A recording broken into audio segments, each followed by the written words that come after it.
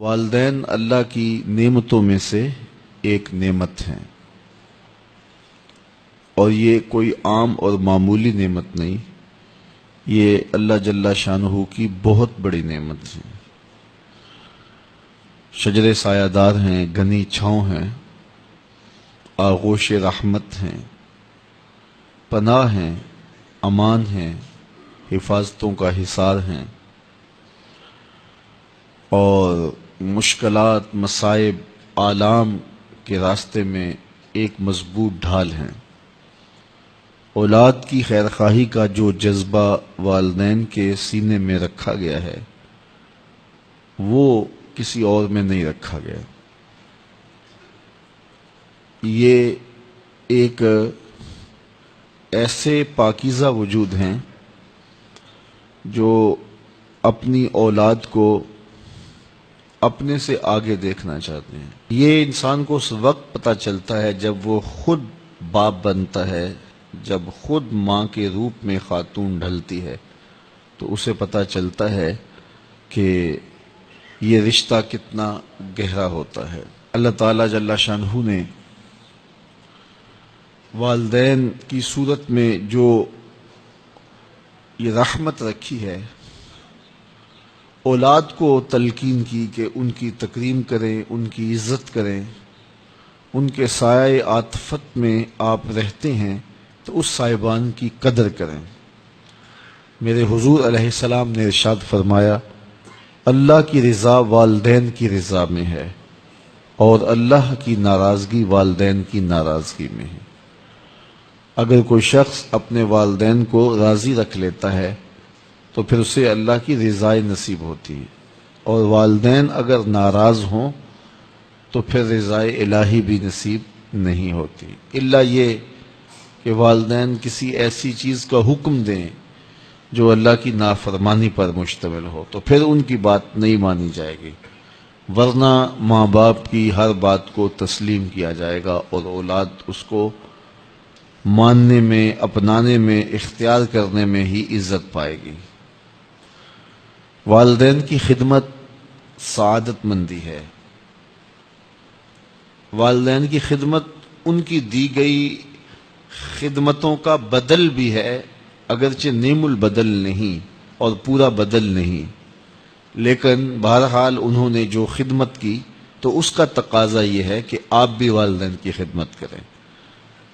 لیکن اگر انہوں نے خدمت نہ بھی کی ہوتی تو پھر والدین ہونے کے ناطے سے بھی لازم تھا، ضروری تھا کہ آپ ان کی خدمت بجا لاتے اور ان کی تکریم کرتے، اور یہ تمہارے لیے، تمہاری دنیا کے لیے، تمہاری آخرت کے لیے بہتر تھا۔ اس لیے بھولے سے بھی کبھی ماں باپ کی نافرمانی نہ کریں، ان کی تکریم کریں، ان کی عزت بجا لائیں۔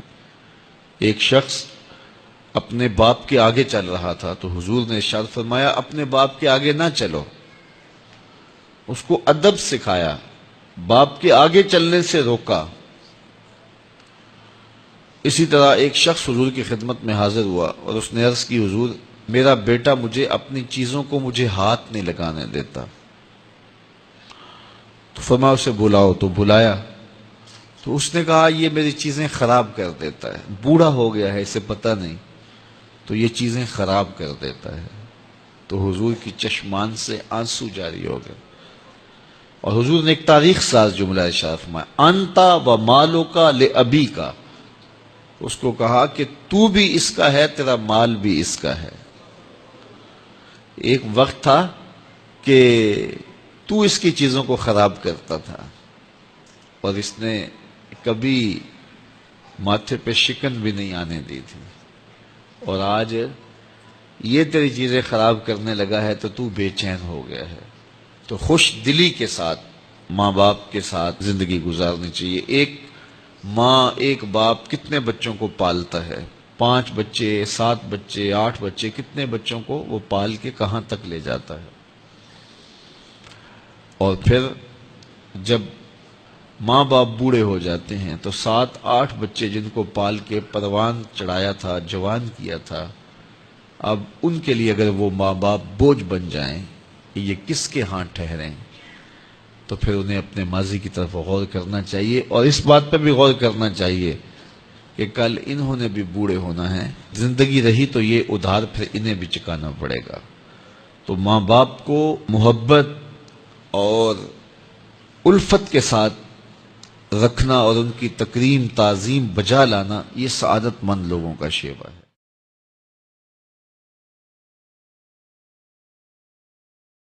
باپ کا انتقال حضور کے اس دنیا پہ قدم رکھنے سے پہلے ہی ہو گیا تھا، ابھی شکم مادر میں تھے کہ حضرت عبداللہ کا انتقال ہو جاتا ہے، در یتیم پیدا ہوئے ہیں۔ 6 سال کی عمر میں ابوا کے مقام پر ریت کے ٹیلے آئے تو وہاں سیدہ آمنہ کی طبیعت خراب ہو گئی، اور پھر لمحے بھی زندگی کے آخری ہیں۔ سیدہ آمنہ نے محسوس کر لیا کہ یہ میری آخری سانسیں ہیں۔ سیدہ پاک نے حضور کے سر پہ ہاتھ رکھا اور روتے ہوئے کہا کہ بیٹا، ہر نئی چیز نے پرانا ہو جانا ہے، ہر باقی نے فنا ہو جانا ہے، میں بھی جا رہی ہوں، وَذِكْرَ بَاق وَوَلَدْتُ طُهْرًا، لیکن میرا ذکر نہیں مٹے گا، اس لیے کہ تیرے جیسا ستھرا بیٹا چھوڑ کے جا رہے ہیں۔ یہ آخری لفظ تھے سیدہ پاک کے کہ سیدہ آمنہ سلام اللہ علیہا کا انتقال ہو گیا۔ خیر، حضور ماں سے لپٹ گئے، امی آپ آگے بولتی نہیں ہیں، لیکن خاموش ہو گیا تھا چمن بولتا۔ حضور نے وہیں پھر اپنی ماں کی تدفین کی۔ تدفین کے بعد ام ایمن کے ساتھ سواری پر بیٹھ جاتے ہیں اور چمٹ جاتے ہیں ام ایمن کے ساتھ، اور وہ جا کے حضرت عبد المطلب کے سپرد کر دیتی ہیں۔ تو حضرت عبد المطلب حضور کو آغوش میں لے کے بڑا روئے، اور ام ایمن سے کہا کہ میرے اس بیٹے کا تم نے خاص خیال رکھنا ہے۔ اور پھر انہوں نے اتنا خیال رکھا کہ میرے حضور فرمایا کرتے تھے، ام ایمن میری ماں کے بعد میری ماں ہے۔ 2 سال کے بعد حضرت عبد المطلب کا بھی انتقال ہو گیا۔ ابن حشام کے یہ لفظ سینہ چیرتے ہیں کہ جب امیر قریش کا جنازہ اٹھا تو سارا مکہ جنازے کے لیے امڑ آیا، لیکن لوگوں نے 8 سال کے ایک بچے کو دیکھا جو دیواروں سے لپٹ لپٹ کے رو رہا تھا۔ آج یہ سہارا بھی چھن گیا تھا۔ پھر چچا کی کفالت میں آئے، پھر ایک وقت آیا کہ وہ بھی اس دنیا کو چھوڑ گئے، اور اسی سال حضور کی اہلیہ کا انتقال بھی ہوا، اور اس سال کا نام عام الحزن، دکھوں کا سال رکھا۔ اہل مکہ نے جو سلوک کیا وہ کسی سے بھی مخفی نہیں ہے۔ پتھر مارے، گڑھے کھودے، کانٹے بچھائے، اجریاں ڈالی، اپنے گھروں کے کوڑے لا کے حضور کے گھر کے سامنے رکھ دیے۔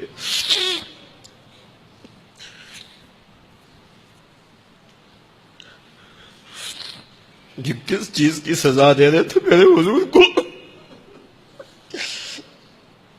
میرے حضور علیہ السلام نے پھر طائف کا سفر کیا کہ شاید وہ لوگ میری بات کو سن لیں،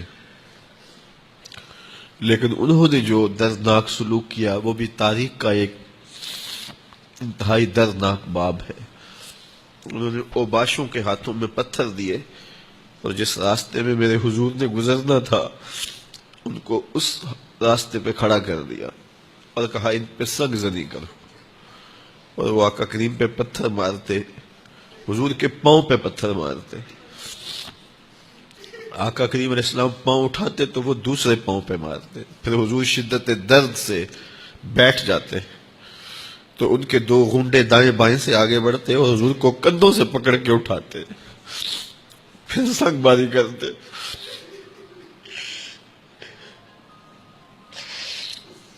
نالین حضور کے خون سے بھر گئے۔ عذاب کے فرشتے حضور کے پاس آئے کہ اگر آپ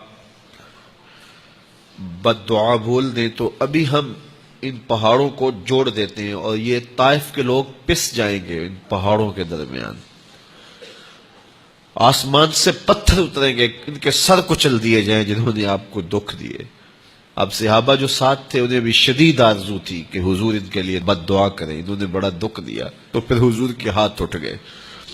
صحابہ کا خیال یہ تھا کہ ابھی حضور کی زبان کھلے گی اور بد دعا کے لفظ نکلیں گے اور یہ پیس دیے جائیں گے، لیکن جب وہ لب کھلے، وہ پتلی پتلی گلے قدس کی پتیاں، وہ لب ہائے دور جب کھلے تو لفظ کیا تھے؟ اے اللہ میری قوم کو ہدایت دے دے، یہ مجھے جانتی نہیں، اور کہا کہ مجھے ان کی نسلوں سے ایمان کی توقع ہے۔